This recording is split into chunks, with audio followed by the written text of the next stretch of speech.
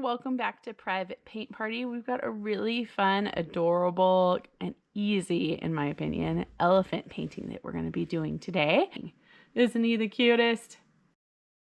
So I've got everything set up. I've got 3 brushes here, small, medium, and large. That's in proportion to the size of canvas I've chosen. Canvas, easel, of course. You can just set it up though on your kitchen table with a stack of books. Don't need to have a full-on easel if you're not ready for it. Palette could be a paper plate. Here's wine, old, messy, and I just love that it just keeps accumulating layers, and that's fine with me. You can also peel them off pretty easy. We are using this Winsor & Newton paint set. I think it's pretty great. Gives you a great range of colors. If you have more questions about that, you can go see my earlier video. Either watch the beginning of the octopus painting or the one video I made in particular just about the paint supplies, because I don't want to bore you too long here. But from that set, I've got a white, I've got the cad yellow I'm using today. I've got the yellow ochre, cad red, ultramarine blue. You'll notice I left out the cadmium blue. I don't need it today. And then I've got the darker brown, the umber paint color that's in there. And I put a little black out. That did not come out with this set. The set doesn't have any black. If you don't have pure black, you can use a little green. You can even see I've got some left over from last time. Green plus this will make a nice dark color that will work for black, but I just had some extra and I thought I'd make life a little easier on myself today, so I used some pure black. So black, umber, blue, red, yellow ochre, yellow, and white. Those are the colors we're using today from that set. Like I said, go see the other video if you have questions more about that. These are acrylic paints. They're essentially plastic. They're all about layering. They dry real fast and easy. And I also, of course, have a water cup, a little bit of water in my cup there, and a paper towel over here that I use just to blot the brush on. Otherwise, we are ready to go. So you're going to get your biggest brush. And what we're going to do, we're going to do a fun technique. You might have seen me do it in my previous video, the giraffe video, but we're going to do really bright underpainting color first. And that color will show through just a little bit, kind of tint and tone everything, and keeps everything vibrant and beautiful. So I've got the yellow ochre, excuse me, not yellow ochre, the cad yellow or primary yellow, depending on what particular paint set you're using. It's probably either cad or primary yellow. And I'm going to put that there. I'm going to dip a little bit into my red, not too much. That red is super powerful compared to the yellow, so a little goes a long way. And I'm going to mix up a beautiful orange. We all know that yellow plus red equals orange, and that's what I want to have over here to tone my canvas with. Just trying to get it to be the right tone. Biggest, fattest brush. Use your big brush, make life easier on yourself. Big brush covers big space. That way it'll go pretty quick. And we're just going to cover this whole canvas with a coat of orange acrylic paint. If you already have some, you have a tube of orange, make life easier on yourself that way. Just use it, use it up. Doesn't have to be a perfect exact orange or anything, just something that you're pretty happy with. A bright, beautiful tone, color. You'll see I'm dipping my brush into the water. Well, maybe you're not, but if I move it there, you'll see that I dip my brush a little bit into the water. You'll get a feel for it if you're new, how much to dip into the water. You don't want to do too much to where you've just got so much drips everywhere, but you also need enough to kind of keep things moving, flowing on that canvas. Oop, look at that, a little too much red, but that's okay. I'll just dip back, get some more yellow on my brush. And yeah, keeping that water wet keeps the paint moving and flowing.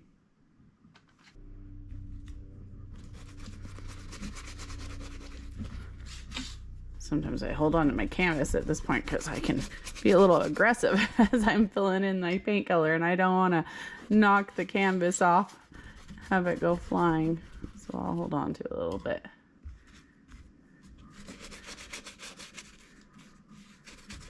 And we just want overall coverage so that there's no white left showing through, but it doesn't have to be a certain thickness as long as it covers and you are happy with the color.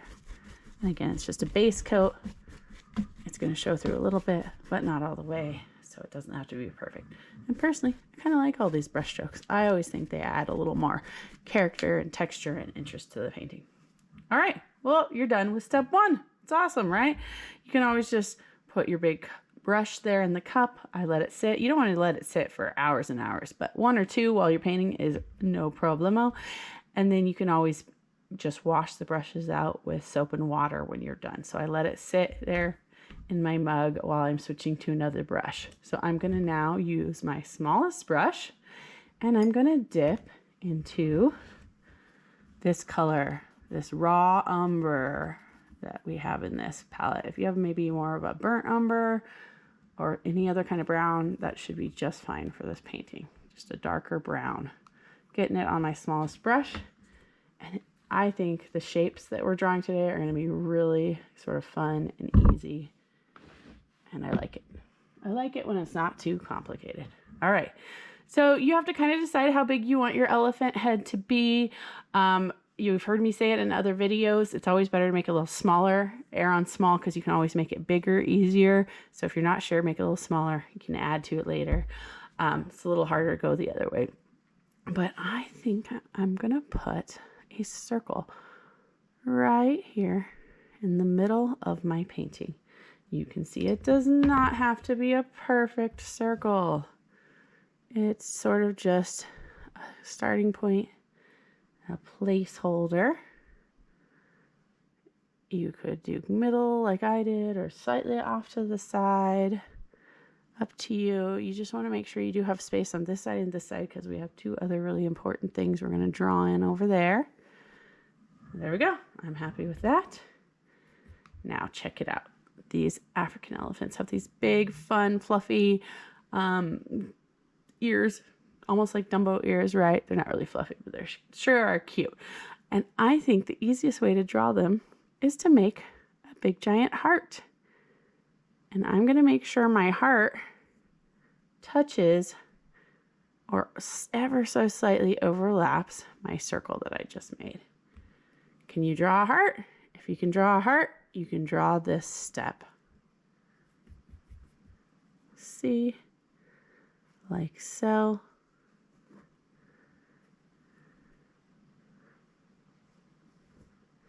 And notice I made it about the same size, meaning it's not much taller than this circle and it's not much longer. A little bit, a little longer is fine. Those ears do kind of overhang a little bit. But if you keep your proportions right, meaning the sizes as they're compared to each other, then you'll be all right. Things start looking a little wonky once the sizes get too weird. Like if this was a really small circle and a huge heart, or a really small heart and a big circle, then it might not look quite right. But if you can make them sort of around the same height and width-ish, you'll be in a great spot for starting our elephant. All right, next we're gonna need this cute elephant to have a trunk. And all you gotta do for that, with my same brown on my same small brush, is draw a capital letter S and connect it to the bottom of the circle, like that. Isn't that funny that these shapes are gonna make an elephant for us? Well, they are, I promise you. So this is gonna be his trunk. Good, if you did that, you did the hardest part. And again, notice the S is about the same height and about the same width-ish as that circle. It doesn't have to be perfect, but you know, they're taking up about the same amount of space. I like to leave a little extra space, you know, around the edge of my canvas. Probably didn't quite leave enough over here, but I can adjust later, and that's fine because this is the side his body's on, so more of him's weighted over there anyway, and we want to give his head and his trunk a little bit of space to breathe there. So right about here, say an inch or so. Now, of course, that's relative to your canvas. If you're doing a huge canvas, it's going to be bigger than an inch. If it's tiny canvas, it's going to be smaller, but you know, with this amount of space, I'm going to come over here and sort of start redrawing my S, connecting it, making it more of a trunk.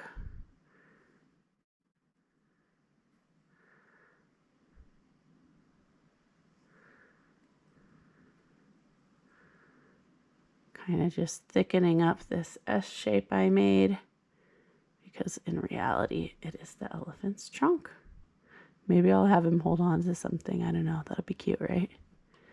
I think this painting would be really cute for a kid's room or a nursery or something like that.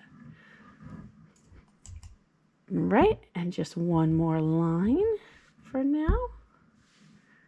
I just want to give him a little bit of a neck. So somewhere right around here, not quite the middle of the bottom of the circle, but maybe a little bit closer over to where the trunk is connecting. We're going to make a line, like a diagonal line like that, just to sort of indicate a body, right? Okay, you can leave your smallest brush over there in the cup now. I'm switching now to my medium brush, medium area of canvas to cover. It's a medium brush. And we are going to mix up kind of a purple color. In reality, these elephants are kind of gray, right? But gray is just one of those colors that really, it's just so affected by whatever light is hitting it. Sometimes it's a warm gray, almost a brown or a yellow. Sometimes it's purple, sometimes it's blue. And we're going to go with purple because the purple on top of this bright orange that we got underneath will actually, they'll kind of neutralize each other a little bit, and it'll start to feel a little more realistic while keeping it bright and colorful. So let me show you what I'm going to do for that. I've got my ultramarine blue. Remember, I didn't bother using the other blue that comes with the set. I just don't think it's necessary this time around. And same thing for the other red. There's kind of this permanent rose. If you've heard me talk about it in other videos, yes, the permanent rose with the blue makes a better purple. But in this case, we actually kind of want a grayish purple. So using a warm red with this ultramarine blue is actually going to serve our purposes quite nicely. Notice how dark that is to start. Really, really dark, right? That's okay. Now I'm going to take my white, start mixing. See that? Starting to look more purple. Okay, here's a trick. It would take me forever to keep adding white to this purple because this purple came out so dark and luscious. I just don't want to use up all my white. So I'm going to take what I've mixed up there, start a new pile with just a little bit of purple on my brush, and then start mixing some white into it. And there you can see it. I'm going to get the purple color I want a lot quicker. I'm not going to have to fight it as much because I let it start over and added more white into this pile. So ultramarine blue, cad red, white, and that makes up a nice light purple. It's a little bit neutral. It's not too saturated, not too bright of a color. And it's going to work nicely for our skin, for our elephant skin. Okay, so once you have that on your brush, you can just start filling in your shapes. Hopefully this part's fun, relaxing, easy. Probably don't need me to keep talking too much. You should be able to just enjoy now. And notice some of that orange is showing through. That is okay. I like that. It's actually going to help us get a slightly more natural look. As I get down here to see where the trunk is, I'm letting my paint fill itself in and just sort of curving that, just kind of helping that transition, making it feel a little more natural, filling that purple in.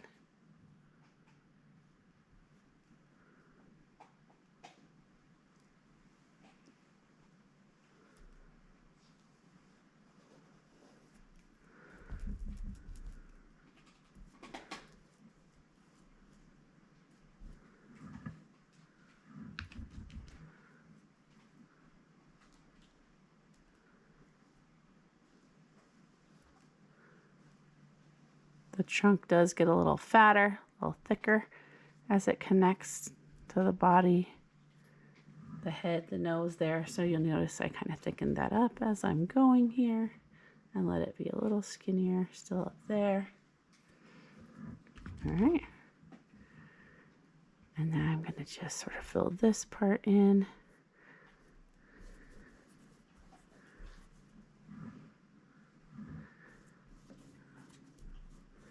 I'm not even going to paint the rest over there. I'm just going to kind of let it be messy. Sometimes I like doing that for animals and character heads. Just kind of let them be unfinished like that a little bit. All right. Now, before I fill in over here on the ear, I do want to switch back to my smallest brush of my brown, just so I don't lose track of where things are, and just so I can make it look a little more natural. So we actually want to close up the top of the heart like that, because that's really more like what the ear looks like. Go like that. And I'm going to just kind of curve it down here because they don't have a point at the bottom of the ear. And then one other little thing I've seen is that over here on this left-hand side, it's a little wiggly, little wobbly line like that. Hopefully that made sense. It's just going to help me fill it in a little more correctly. And you know what? While I'm here, while I have my smallest brush and my brown on it, I just want to give a little hint of the other ear showing up behind on the other side. So all I'm doing, I'm kind of making a triangle with a little bit of like a rounded top there. See that? You could skip that. You don't even have to do that part. I think I'm going to fix that a little bit right there. So it's like that. All right. And then I'm going to put my small brush away, go back to my medium with my purple color that we mixed in, and notice how I'm just going to kind of cover up that one part of the heart there, that like pointy part that came down, as I fill in my cute elephant ear.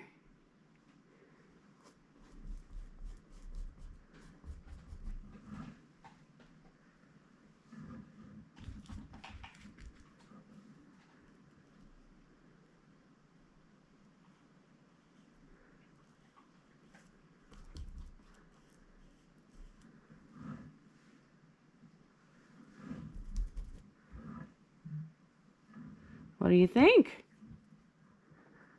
Hoping you're starting to like it. I might kind of pull my paint over on both sides and let my ear be a little bigger. Remember I said it air on smaller first? Well, now I think this ear could be even bigger. Makes it even cuter, right? More like Dumbo. And then maybe a little more color here, just to indicate the body.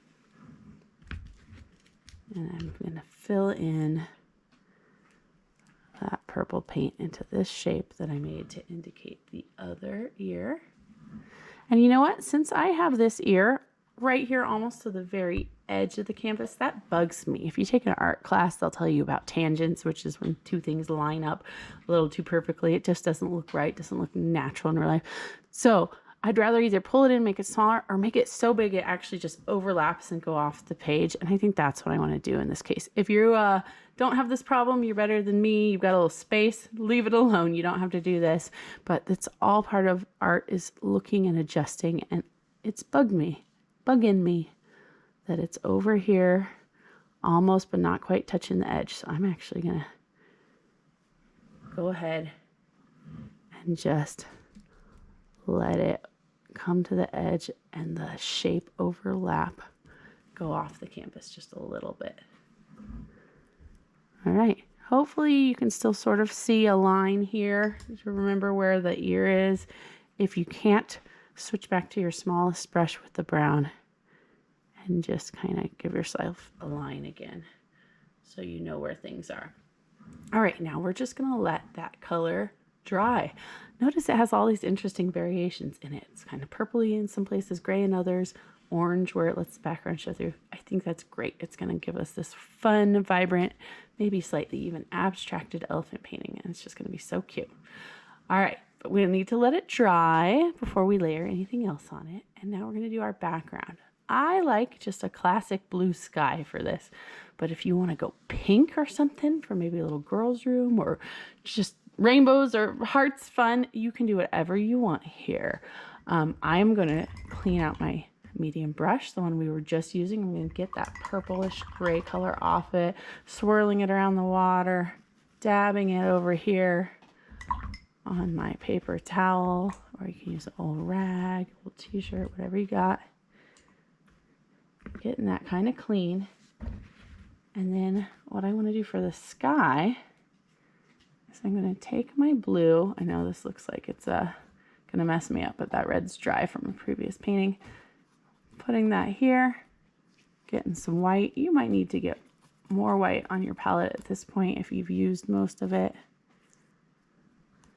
I'm going to mix some white into my blue, lightening it, and I want to make more of a sky blue, white plus ultramarine blue. Oh, look at this, how luscious and lovely it is. Plus it really vibrates with that orange, because blue and orange are opposite colors on the color wheel. They're called complementary, and they just really vibrate when they're laid down next to each other.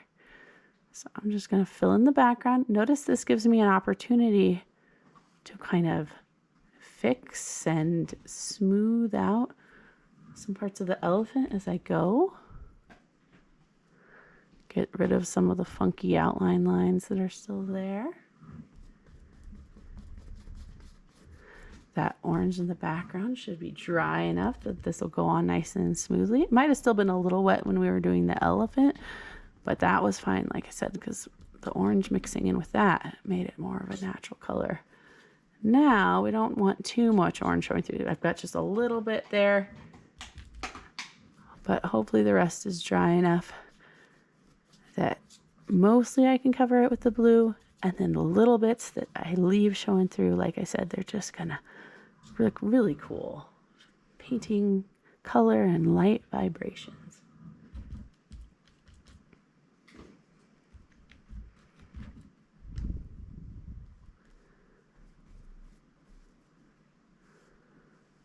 If you're a little hesitant, filling in a background around an object, or in this case, animal that you've just drawn, I totally get it. Then the key is to go slow and careful and kind of outline your drawing. I'm doing it with my medium brush because to me that's faster, and I think I can go sort of slow enough that I'm not too worried about it. But if you are a little bit extra worried, need a little more sense of control, you can totally switch to your smallest brush and do what they call a fence or an outline or a guardrail around the whole elephant first. And then once you've kind of got an outline, then you come back with a bigger brush, small or medium, big, maybe even the biggest brush, and fill it all in a lot quicker. But I'm just sticking to my medium brush because I feel like I can get the control I need with it. Filling in my blue.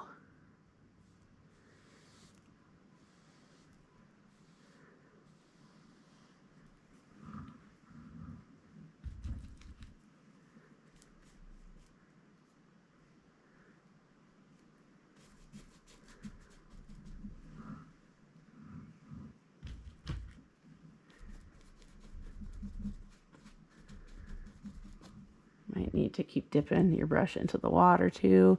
Anytime I mix up a large batch of color that I'm laying across a large area of the canvas, always helps to keep that brush lubricated. Again, you don't want it so wet that you're creating tons of drips, unless of course that's a style and effect you're going for. But yeah, you don't want to drip down into this elephant and have to fight that. So I just kind of dip my brush in real quick into my water over to the side. Oh, look at, I just was saying that about drips, wasn't I? I caught that one. Oh, good.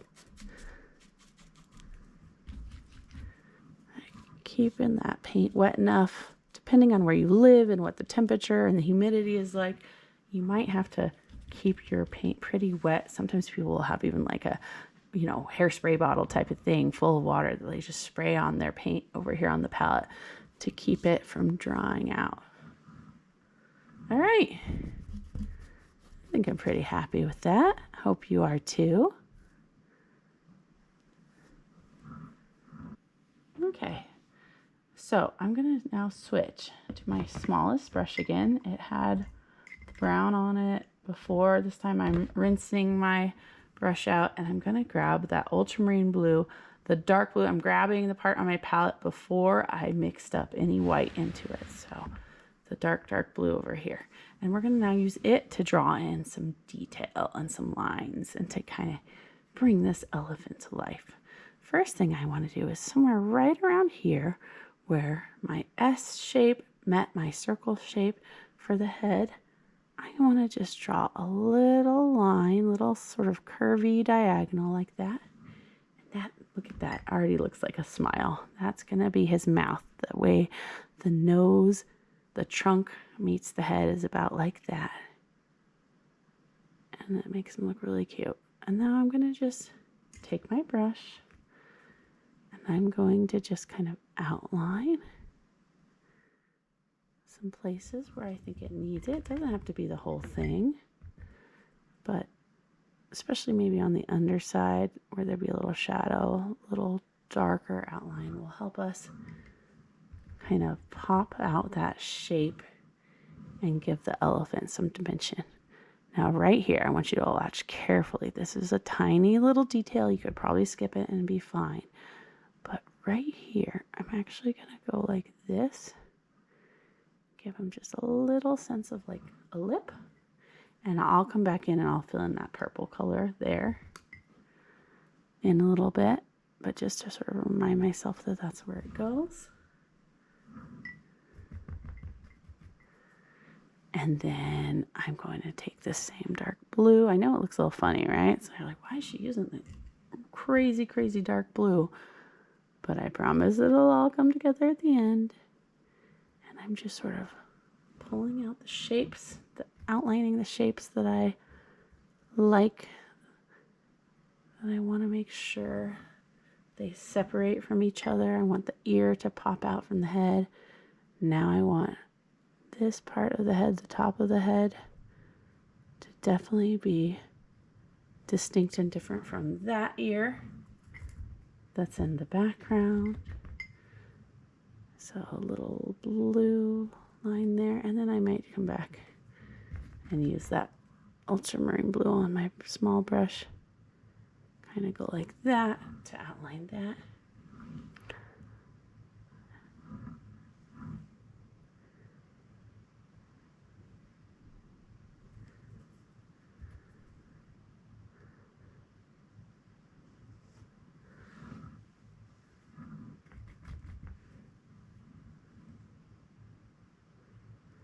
All right, now a couple details I want us to get in. On his nose, they always have these like wrinkles. Somebody who's really into animals or a biologist probably knows there's probably like an official term for it. I don't know what the official term is, but I know that it's kind of like slightly curved lines like that you see on the trunk, especially on the part up here that I think of more as the true nose, right as it's meeting the rest of the head. So I'm going to use my dark blue to create those. You'll notice they're almost diagonal lines, but I let them curve a little. You could think of them as really flattened, sort of upside down U shapes, if that helps you. I don't want these drawing parts to get too complicated. I want to think in very simple shapes, and that'll help everything kind of go in the right spot and still feel fun and fresh. All right, another simple shape over here. Do you kind of remember where that circle ended, that original circle we drew before we had the ear and the neck and all that? Well, I want you to kind of look for that and then see if you can make just a little kind of slightly curved line like that to indicate a little separation between the head and the neck, like so. All right. And then what I think is the funnest part, maybe the most nerve-wracking part, but I promise it won't be bad. Right here at wherever sort of the smile, the mouth stopped, I want you to kind of hover your brush, go up a little, hover over this line, go up from there so that you're in line with each other, and then draw an oval. And that is where the eye goes. Kind of egg-shaped oval. I'm going to go for a kind of Disney cartoony look just because I think it's really adorable. If you do not want that, that's fine. A more realistic thing to do would make a smaller circle here, much, much smaller circle, and that you would fill it in with almost all black eventually, make it really dark. But for me, I wanted that cuteness, so I did an oval. And then up here, I'm going to make another small oval, but I'm going to let this one get filled in. kind of get like the pupil looking out of the eyeball like that. And I think that's a good start for getting our eye shape in.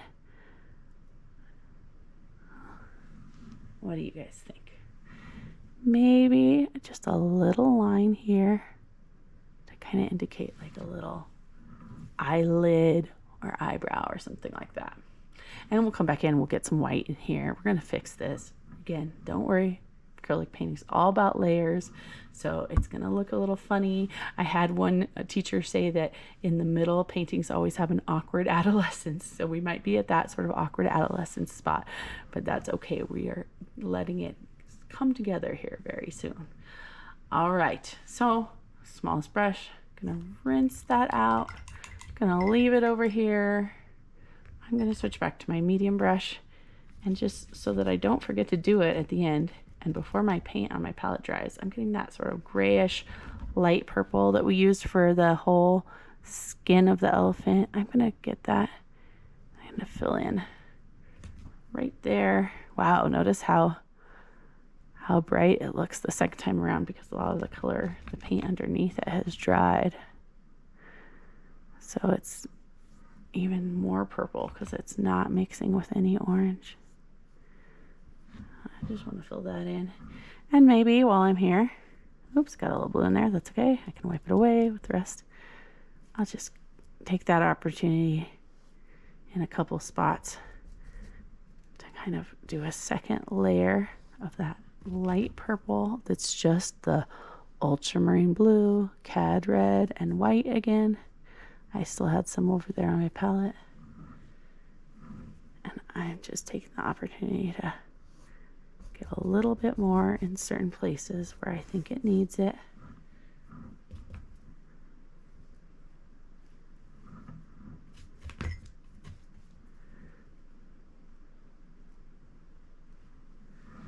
There we go.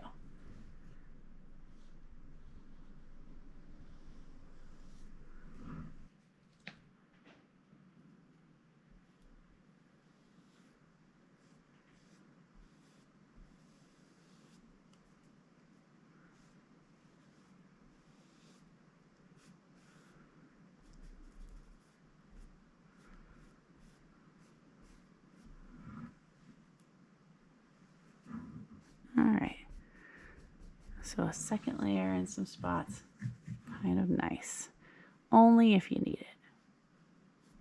All right, and now I'm cleaning my smallest brush out real good. As you get closer and closer to the end of the painting, you tend to do more detail, meaning mostly using your small brush. So you have to clean out real good every time you switch colors, or maybe just have a couple small brushes. Then it's kind of handy to have one for light tones, one for dark tones. But I've got white on my smallest brush. Might just wipe a little back off over here on the side too, so it's not too clumpy there at the end, because I want to be detailed. And I'm now going to fill in the white in this part of the eyeball that I drew just a second ago.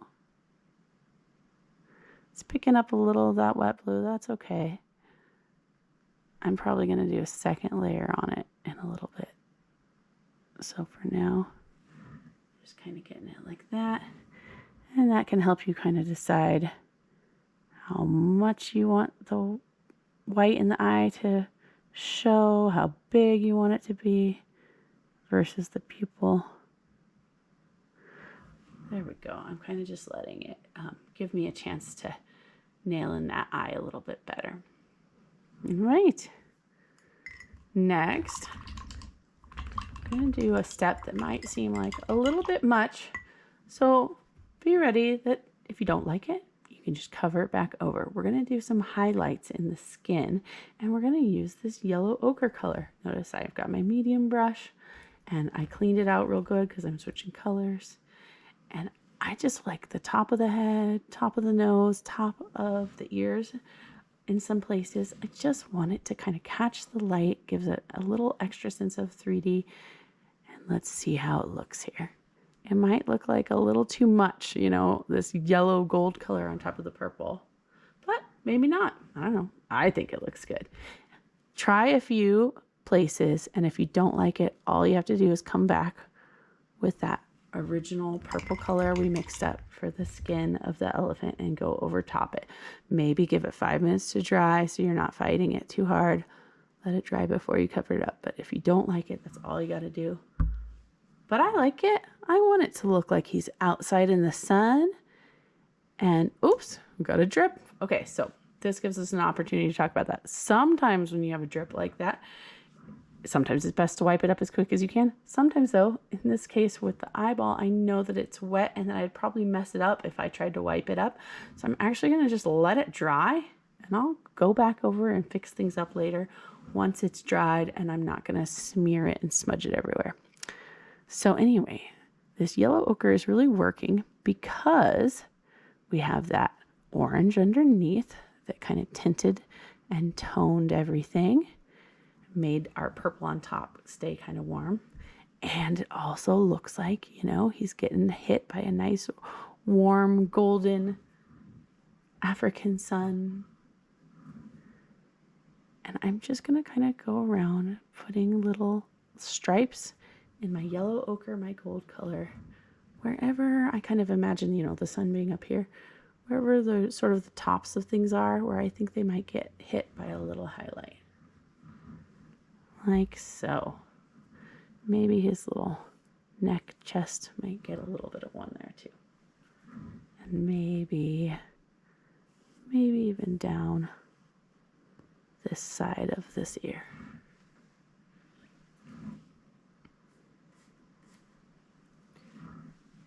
And there you go. Gives it a little 3D-ness. All right. So put that medium brush to the side in your cup. And now we're going to go back in and do yet another layer of outlining. And I'm going to get my brown color, that original brown color that we used. And we're going to start using that again because I don't know if you feel the same as me, but at this point I'm liking my drawing, my shape, the overall everything. But I feel like now that blue outline just feels a little much, but I do want it to stay there. I want it to stay bright and vibrant, but it just feels a little too sort of cheesy and fake in some places. So by taking that umber color, that brown on my smallest brush, and now I've given that blue some time to dry, so it shouldn't smudge too much. It should be able to just be layered right on top of.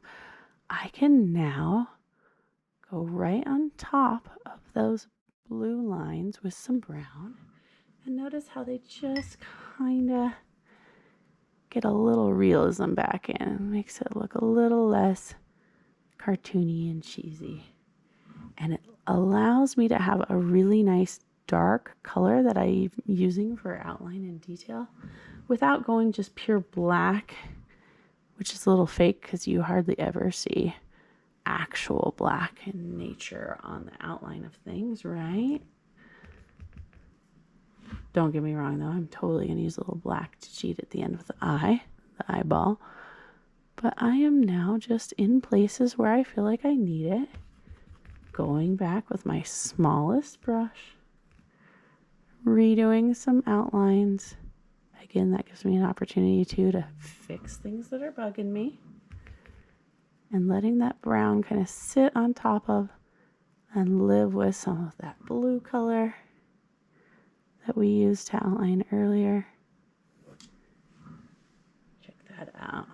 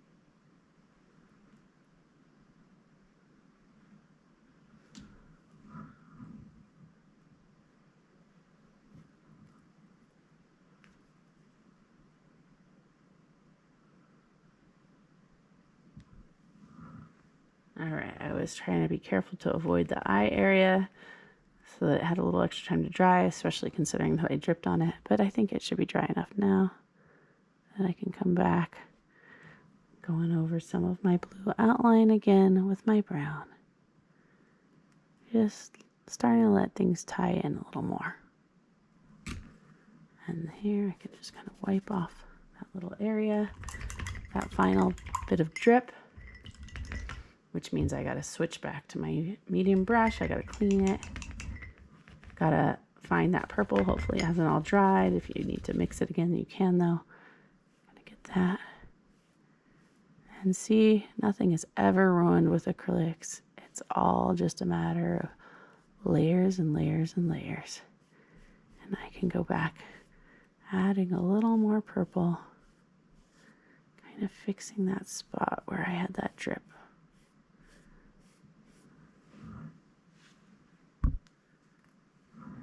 And speaking of fixing it, I think I want to clean my smallest brush out now. Get some pure white on it again. And come back in here. Filling in my shape. Letting the bright white kind of come back to life there. All right.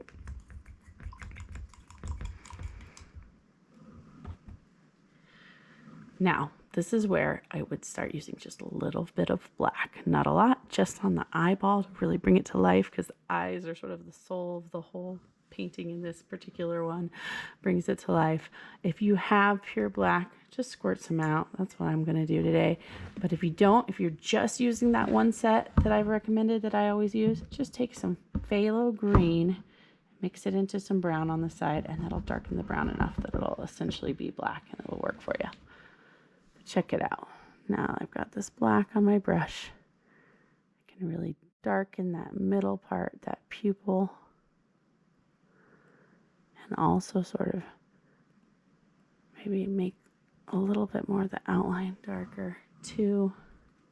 Don't need to do too much because our brown and our black together really did, our brown and our dark blue, our ultramarine blue. Notice how it didn't even change it that much. Those two already got a nice dark for us. But I do like to have a little extra right there in the middle in the pupil. And you know what? This you do not have to do, but just a little extra step I like to do sometimes. Just a couple little lines here. Give them some eyelashes. Could have probably gone the other way with those two. However you think it looks good. All right. There's really not that much left to do on this elephant. Like I said, this one's a pretty quick, simple one, kind of more cartoony than realistic. And I just think it's so fun. But as you're now kind of thinking, okay, you know, just maybe a few touch-ups, highlights, little details at the end. We do want to kind of let the paint dry though. Like let what's good live there, sit there, and let it dry. Sort of seals itself in there, and you don't have to worry about messing it up.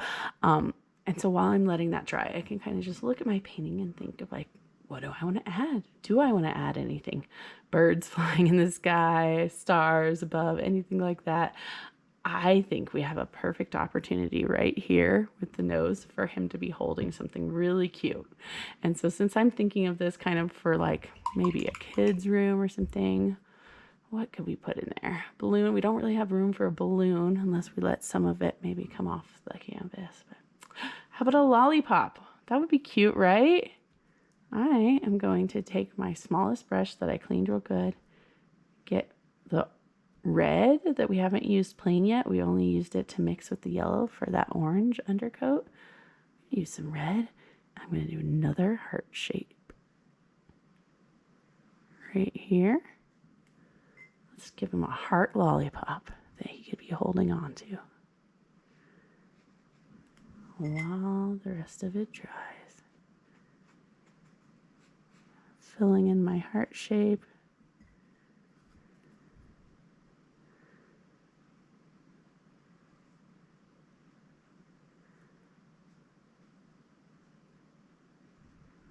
I'm gonna take my smallest brush after it's been cleaned out real good over here. Gonna get some white. First, let's just make like a little stick, a little handle for our elephant to hold that cute lollipop. And then I think they look a little like, more truly like lollipops if you give them kind of that little highlight, little shine on the side, maybe a tiny smaller one on this side. You don't want to completely outline it, then it doesn't look realistic at all. Not that this is the most realistic painting, it's more of just a fun one.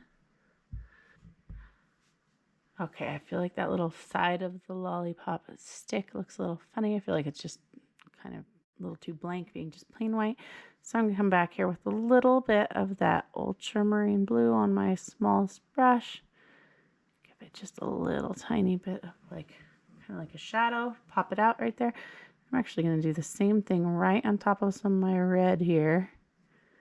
And that will help give my heart, my red over here, a little bit of a three-dimensional look if it just has a little shadow outline right there on the side.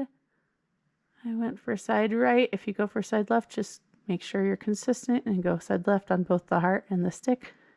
Do a little bit right there.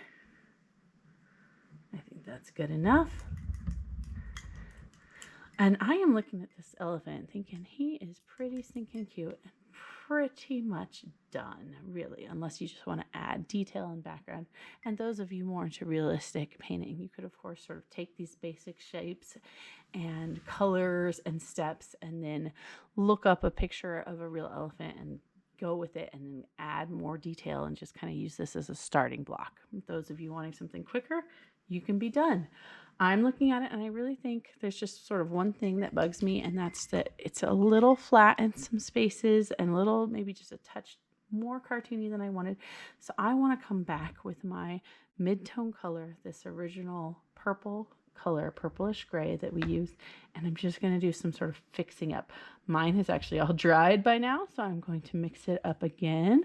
I've got my ultramarine blue, my cad red, and some white. And just so you know, this time I think I'm going to put maybe just a teeny tiny bit less white so that it's a little bit more purpley. So basically I just want to come in with a little more purple gray, but a little bit brighter color. Let's see how this looks. Yeah. And I'm just doing yet another layer because, like I said, that's what the acrylic painting is all about. I think I do actually want to cover some of the stuff over here. Don't mind me doing opposite from what I said earlier, but that's fine. That's how painting goes, right? And I just got some water on it to make it pretty quick. You notice if you have more water and less paint, it's almost like watercolor, a little more, transparent, translucent, lets more show through, and that can work to great effect for you too. Sometimes when you want something to kind of fade out. So one of the areas that was sort of bugging me is these lines here. I think I just went a little too heavy-handed on them. They came out looking a little too heavy, outliney, and check that out with just a little bit of that purple on my brush, kind of coming back in between each of these little lines that we did on the trunk. I'm able to just sort of tone them down a bit, let them blend in a little bit, make them look just a little bit more natural. And maybe some places where I did the highlight, maybe it was just a little too much, too thick. I want to go back in there. I like to do that. Maybe a little more purple here, there. Just have fun with this last part where you're just sort of fussing and fixing and hopefully getting your painting to look just how you want it to look.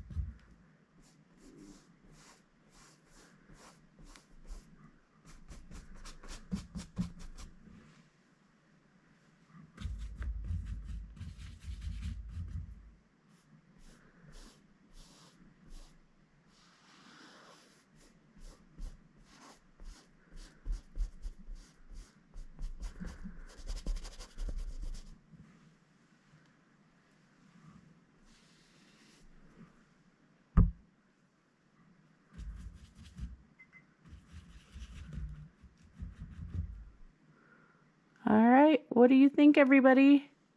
Are you happy with yours? I'm pretty happy with mine, especially we did this in a pretty quick time frame, which is always pretty cool. Makes it feel almost like a bigger accomplishment in a way, just because you whipped this right out. And again, you can add as little or as much to it as you want. Use it as a starting point if you want.